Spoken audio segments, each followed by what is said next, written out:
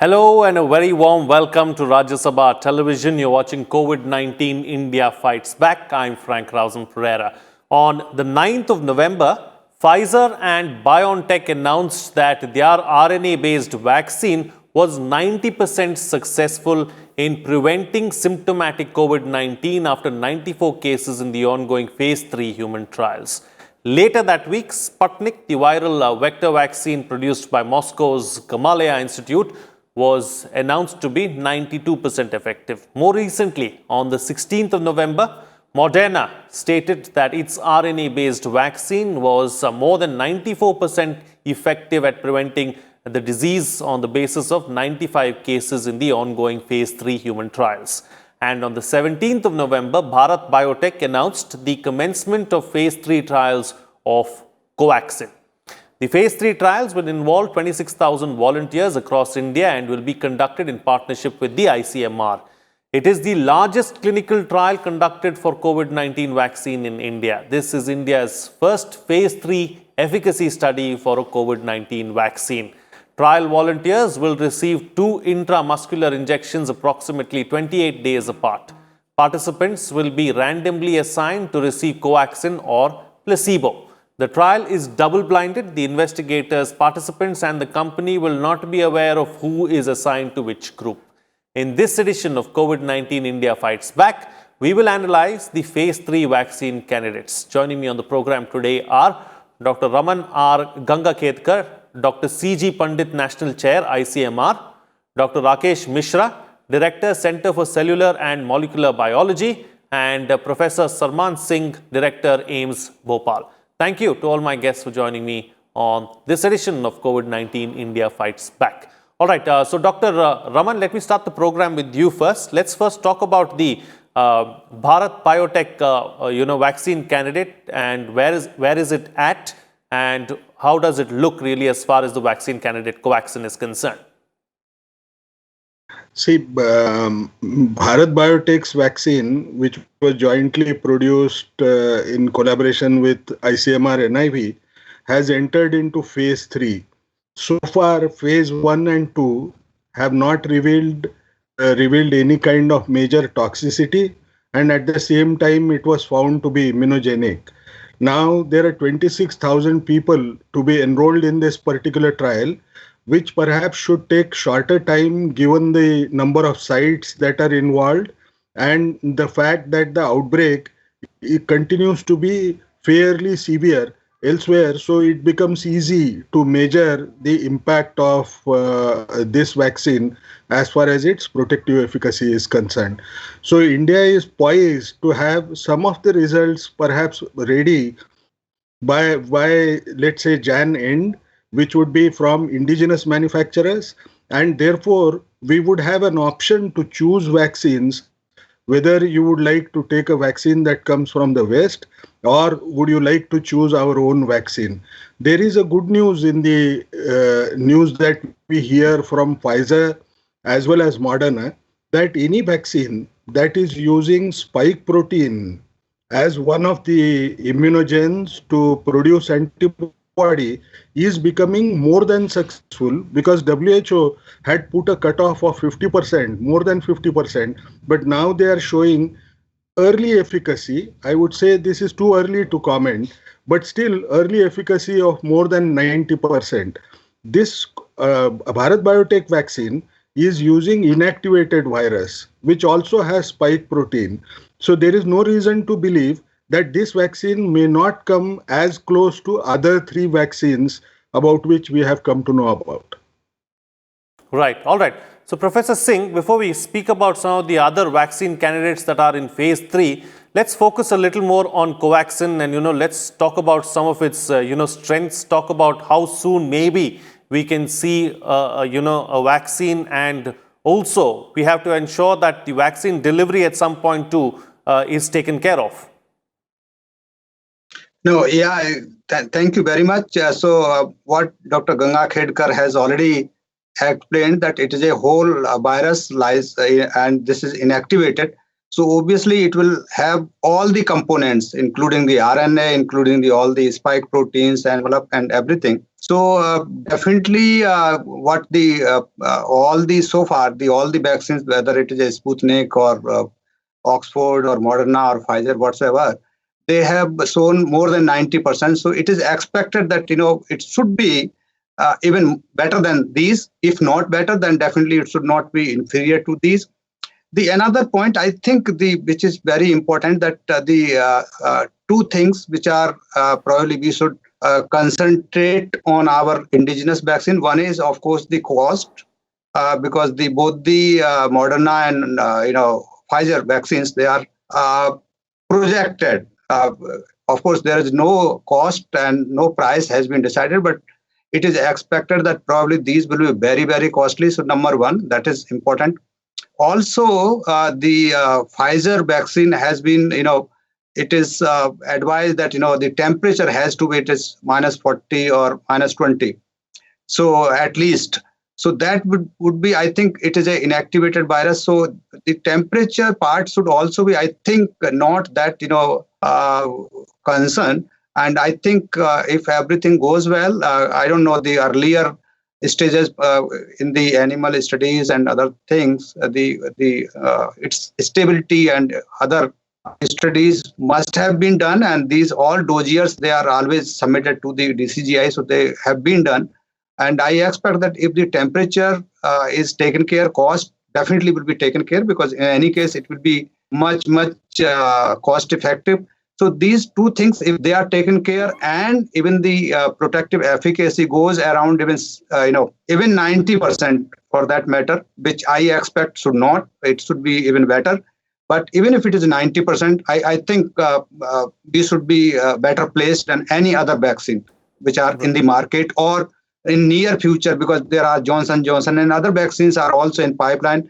So by the end of this next month or so, you will see at least 8 or 9 vaccines in the market, maybe in the pipeline rather. I should say, I should not say that they will be in the market, because to reach to the market, there are still some steps they have to go into.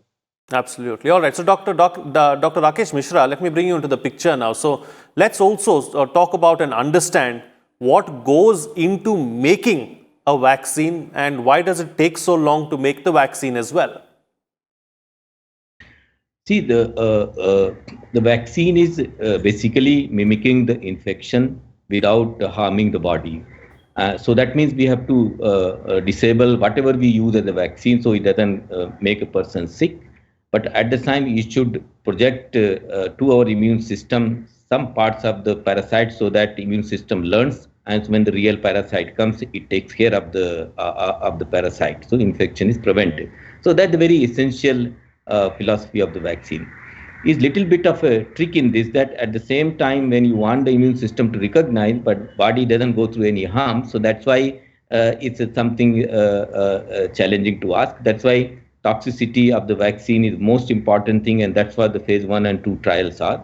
The vaccine as such is not a big science. It's essentially known components of the virus, you make in large quantities and you inject in the individual. So put in a crude way. Of course, there is a sophistication in that. There are adjuvants and there are other technicalities that are involved.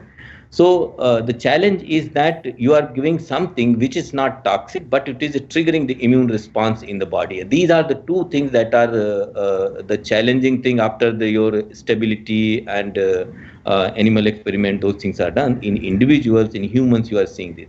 Then third thing comes that it is not toxic. It is causing immune response, but does it protect us? Many times immune response doesn't mean protection. Animal can still get in and make us feel sick. So that is the stage 3 trial, and that's where the challenge lies. And we are seeing, and this has been a fantastic effort internationally by India. India is the powerhouse of vaccines, so there is no surprise that is coming, and ICMR being involved. So I'm sure all the cards are in correct place, and we are seeing very quality science and effort and policies converging to a product. Having said that, we are seeing 90%, 95%. Even if something is 80%, I will consider it as a great, although FDA accepts even 50%. in the desperation of it. So what we are seeing right now is that these are at a small scale, small like less than 100 individual, we are seeing that this kind of protection is happening. We have no idea how long this protection will be. Will these people remain protected after 6 months, after 4 months? And that is the challenge which we have to, it's actually a kind of gamble. We are going to invest a lot of money in vaccination without knowing that protection will last beyond 6 months. So that is something which we have to experts have to put, strategists have to put their thoughts, and we have to take chance, because this is a very good way of easing the situation and bringing economy on the track. But at the same time, we should not be investing in something and after 6 months we are back to the same back to the square one. So it's having said that, there is no reason to believe that there will not be long lasting effect.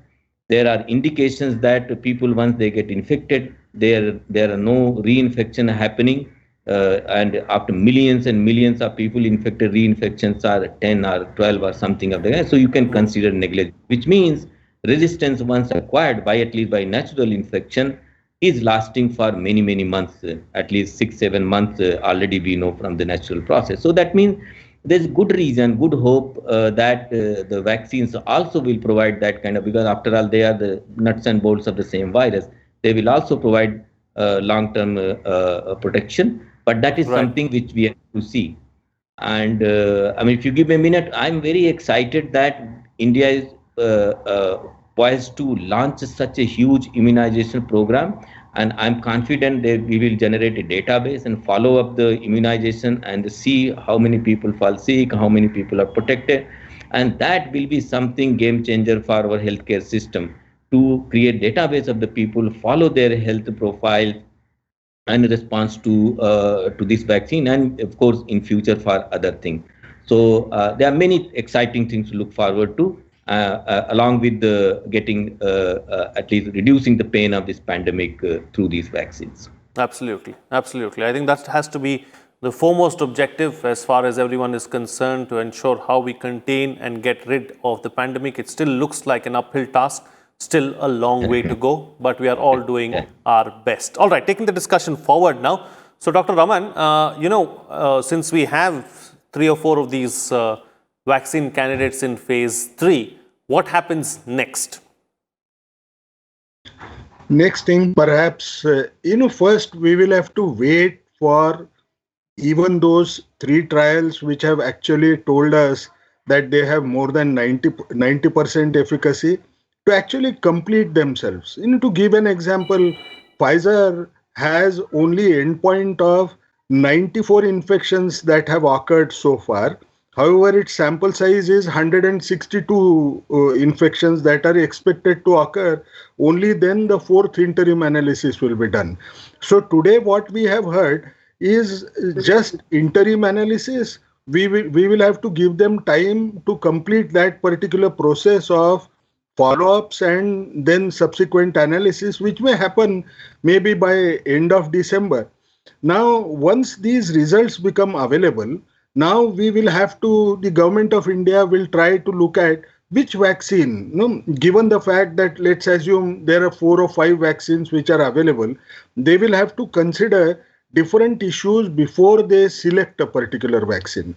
One issue which is becoming very clear, that if the efficacy, that the protection rate is above 90%, so perhaps protection is not going to become an important criteria for us, but we will have to look at how long does the vaccine protect, what are the side effects profile that they would have, what are the requirements for storage of the vaccine, and how do you transport that vaccine.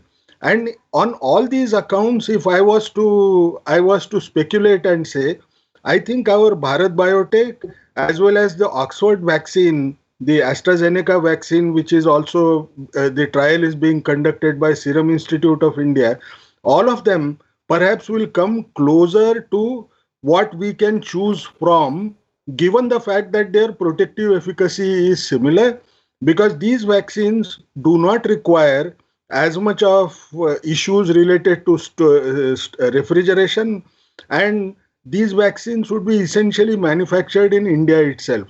One of the best things that could happen is if we find that Bharat Biotech vaccine has to be compared.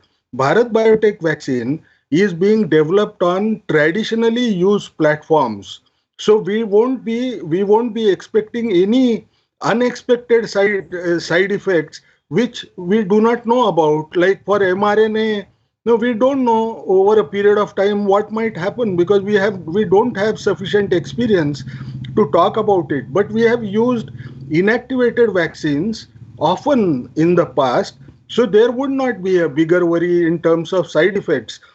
If the protective efficacy is similar, if we know that inactivated vaccine has an advantage, this vaccine would also have some special advantages in terms of storage related issues. So we should be in a position to choose a vaccine probably from India itself, which would be easier for us to utilize. But one fact that we must remember, for inactivated vaccines, the issue that can always be challenging is the capacity of production. Right. Okay. Points taken. Let me take the discussion forward now. So, Professor Singh, since we have these 3 or 4 viruses really in phase 3 now, so what is the main difference between these viruses? And like Dr. Ganga Ketkar has already mentioned, that it makes more sense for us to have an indigenous vaccine so that it makes it easier as far as the delivery is concerned, and several other things too fall into place. Yeah, so taking the discussion forward, as already we are discussing, it is true that it is not only indigenous but also the platform. What Dr. Ganga was saying, that the platform is easier and time tested. But on the same time, he also said, and we also must agree, that in the bulk, the virus has to be cultured. So cell lines need to be culture facilities has to be developed, and it is a huge amount of the virus has to be produced. Then it has to be inactivated by various methods. It is whether heat or alcohol or other methods are there.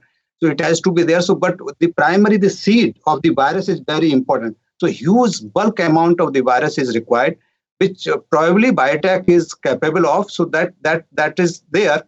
Regarding the other vaccines, they are usually the either recombinant or they are the viruses. Like one is adenovirus, one is mRNA, messenger RNA. So these are the viruses. The another thing is that the phase 3 will actually tell you what Dr. Misra and my other panel member Dr. Ganga Ketkar was saying, that if you see probably in COVID, because we don't have anything. So if you compare the data and the so far reported by either of these 3 or 4, including Covaxin, if you see in normal situation, none of these vaccine, if this was the data for any other vaccine, it should have gone to phase 3. Let me very frankly, scientifically, not any emotions.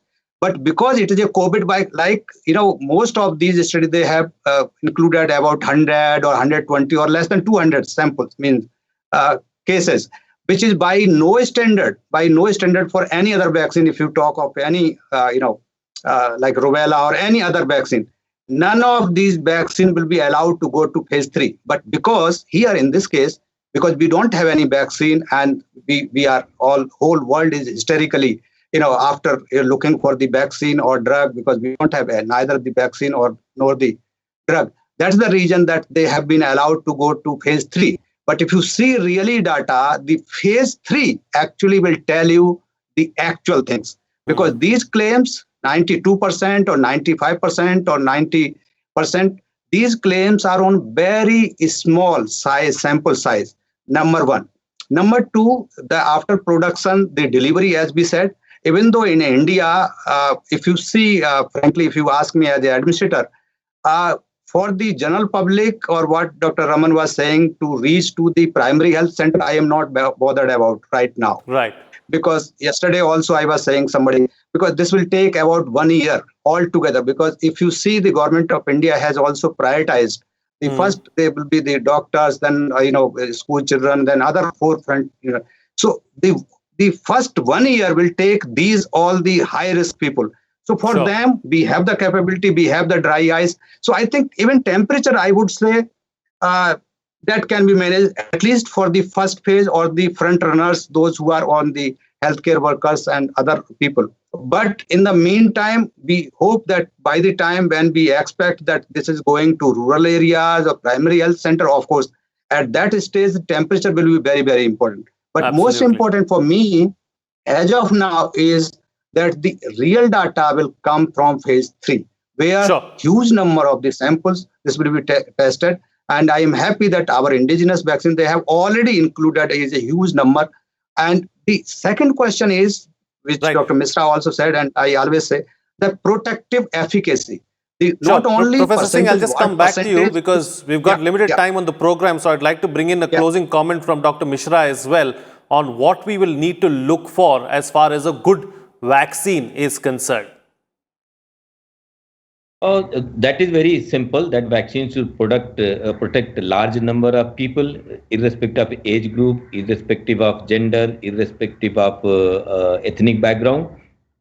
So that is everybody would look for that. It's a large task, and as more and more data comes available from phase 3, we will understand more nuances and fineness of these aspects of these vaccines. And we have to test these vaccines, even if they are tried somewhere else in India also with smaller numbers, and then only we should be more confident in going forward. I just want to bring one thing, that both Moderna and Pfizer are RNA-based vaccines, and this is never we have seen any commercial version of such thing, although scientifically very advanced. The advantage of these vaccines, RNA-based, is that you are going to make the protein in the body. It's not going to be made in the cell line or going to be made in any other bacteria or anything. That is how the virus grows in the body. Virus doesn't make anything of its own. It infects, and our body makes the proteins of the virus. So this mRNA is going to go in our body and make the protein as if the virus is being made. So it will provide all the post-translate modification, what we call, that is essentially decorating the protein and providing more functionality after the protein has been made by the genetic code, is going to be identical, hopefully, as for the natural virus is. So they are very likely to be very effective. At the same time, because each individual is going to have this mRNA injected too, so each individual actually is going to manufacture its own vaccine in his own body or her own body. So the RNA idea of RNA vaccine is fantastic. This is something, a new technology, and if it succeeds, is likely to have much broader target and maybe more general applicable for the larger number of people. So it's very, very exciting. But as I said, it is for the first time we are seeing it, and the scientific basis of this thing is very strong. So we hope that mRNA vaccine will be new tool in our fight against this pandemic. Other traditional ways are already there, and I'm sure they will be also useful. So having multiple choice will be helpful. It will bring competition. It will give comfort to people at a faster scale. Right. All right. On that note, then I'll call it a wrap on this edition of COVID-19 India Fights Back. Thank you to all my guests for joining me on the program and putting things into perspective for us. Before I leave, Rajya Sabha TV would like to make an appeal to all its viewers to follow these few simple steps to defeat the coronavirus. Remember to wear a mask whenever you step outdoors, wash your hands and face regularly, and maintain physical distancing of at least 6 feet. This way, we can fight and defeat the virus. That's it from me. See you again next time.